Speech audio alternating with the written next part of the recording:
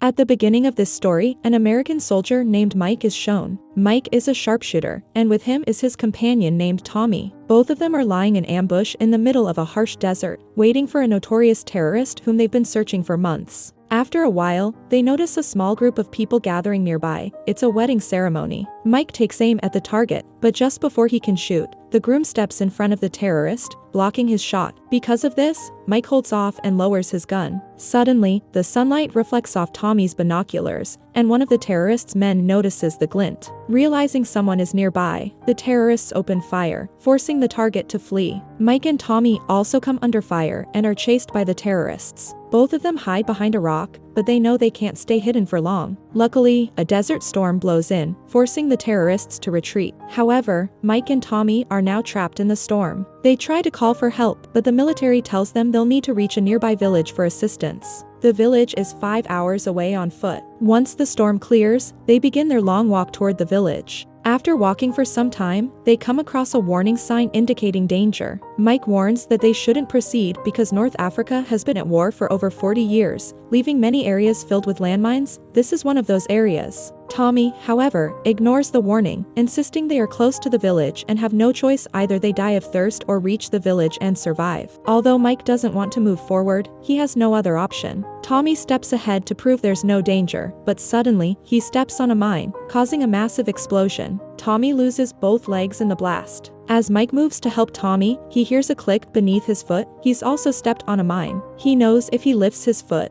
it will detonate and kill him too. Despite this, he wants to save his friend. Mike tells Tommy to call for help on the radio, but Tommy is in excruciating pain and can barely move. First, Tommy injects himself with a painkiller, then tries to contact the army via radio. Tommy tries, but his body is still in severe pain, so he can't think clearly and fails to establish contact. Mike has no options left. He can't bear to see his friend die like this, so he tells Tommy, "I'm going to move forward. These mines are very old, they might be rusted, and there's a chance they won't explode even if I lift my foot." But Tommy doesn't want his friend to risk his life, so he pulls out a gun from his pocket. Before shooting himself, Tommy tells Mike, "You have to survive." Then, Tommy takes his own life. Now, Mike is left completely alone. He doesn't know what to do. First, he calms his mind. Then, using a hook, he pulls the radio bag toward himself. When he checks, the radio battery is completely dead, and the spare battery is in Tommy's vest. Mike uses solar energy to charge the radio battery, then manages to contact his team. He explains the entire situation and asks for help. His superior informs him that massive sandstorms are sweeping through the area, so they can't send air support, but they are dispatching a ground team. However, the team will take 52 hours to reach him. That means Mike has to survive alone for 52 hours. Completely shattered by the death of his best friend, Mike desperately wants to get out of there. But before he can think of anything, a massive sandstorm approaches. To avoid getting blown away, he digs himself partly into the ground and covers himself. The storm reaches him. With a cloth wrapped around his face and his eyes shut tightly, he avoids serious injury. When the storm passes, Mike opens his eyes and sees that his friend's body has been blown closer to him by the wind. He retrieves the spare radio battery from Tommy's vest, but his luck runs out because the radio bag has been blown far away. Now, the battery is useless. To make matters worse, his water supply is also gone. Hungry, thirsty, and exhausted, Mike must survive here for 52 hours. As time passes, his patience wears thin. In frustration, he fires several shots into the sky and screams for help, but there's no one around. Feeling hopeless, Mike decides to end his life. He places the gun to his head, but just before pulling the trigger, he sees someone in front of him, a man from a nearby village. Mike explains his situation to the villager. The villager advises him to take his next step forward, but Mike says, "If I take a step, I'll die just like my friend." The man approaches Mike, but he doesn't walk straight toward him. Instead, he moves in a zigzag pattern, probably because he knows the area is full of landmines. Mike gives him his empty water bottle because he's extremely thirsty and also asks him to retrieve his radio bag, which is lying just a little distance away. The villager says, "There's no music here. You can't dance. You need to move forward." With that, the villager walks away. Mike stands in the same spot for hours. After some time, he sees a little girl at a distance. Just like the villager, she carefully approaches Mike using the same zigzag pattern. She hands him some water and then takes out a toy soldier from the bag hanging around her neck. Mike recognizes the toy. It's the same kind of toy he had found earlier in the desert. He gives her his toy in exchange.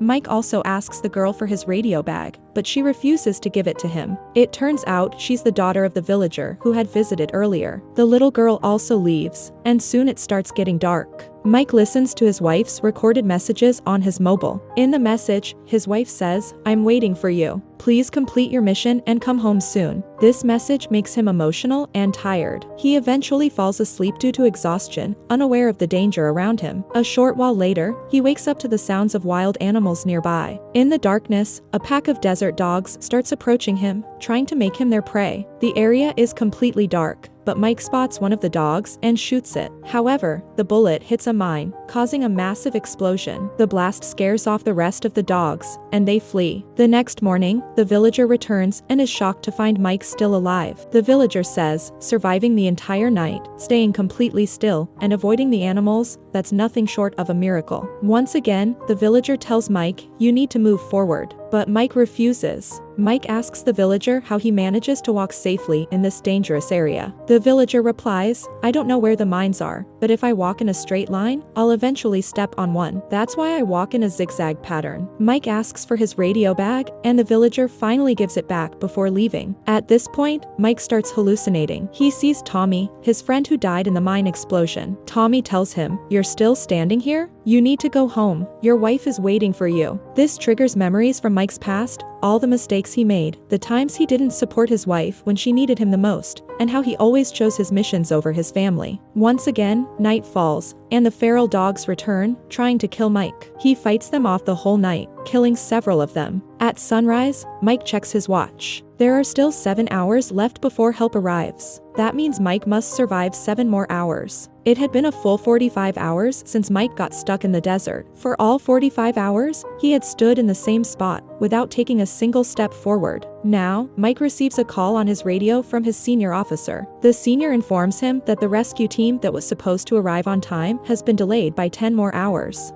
That means Mike now has to wait for 17 more hours. The senior asks, "Can you hold on, Mike?" Mike replies, "No." Then, his senior says, "There's someone here who wants to talk to you." On the other end, Mike hears the voice of his wife. Mike breaks down and apologizes to her. He says, "I should never have come here. I should have stayed with you. I broke every promise I made. I ruined the beautiful things in our life. I turned every happy moment into pain." Suddenly, Mike hallucinates, and he sees his wife sitting on a sofa right in front of him. He reaches out his hand toward her, but Mike is so exhausted that he starts to fall forward. Just before his foot lifts off the landmine, the villager appears and grabs him, saving him. The villager then tells Mike, "Once, my foot also landed on a mine. It blew off my leg. When they took me to the hospital, a song was playing, 'You've got to keep moving on.' But at the time, I wasn't listening to the song. All I could think about was my lost leg. I thought my life was completely over." But then, the villager continues, "A nurse smiled at me. After that, I really heard the song for the first time, 'You've got to keep moving on.' Later, I met my wife. She took care of me. We had children together. Sometimes, the worst things in life lead us to the best things. We just have to never give up." The villager adds, "When I remove a mine from the ground, I bury a tin can in its place so the army doesn't realize I've taken it." Mike says, "I've met your daughter. She's beautiful." The villager replies, "My daughter died years ago when a mine exploded. What you saw was just my spirit's memory of her. Life has taken so much from me, but no matter how cruel life gets, we must always move forward." The villager starts walking away, and once again, Mike sees his daughter walking beside him. But a few moments later, she vanishes. Mike's hallucinations begin again after that. Mike remembers his childhood when Mike's father used to beat him and Mike's mother. He also remembers the moment when his mother was in the hospital, taking her last breaths. Before passing, his mother had said, "You must always keep moving forward in life." Mike's hallucination ends at the moment he gets shot. The very people he came here to kill have now found him and are firing at him repeatedly. Despite being injured, Mike cleverly and strategically fights back,